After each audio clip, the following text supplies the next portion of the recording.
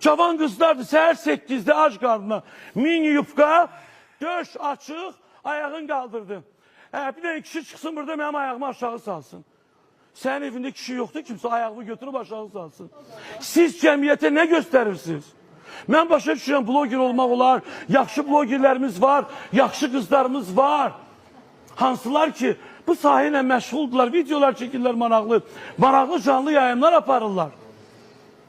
Siz qaquşlar neyinirsiniz bəs? Əsas da ki, bu oğlanlar.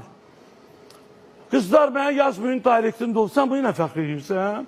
Sənin də bacın bəlkə başqa bir blogerə yazır. Niyə görə bizim bir söz var o hərfi ilə başlayır? O dünyada yalnız bizdə var o söz.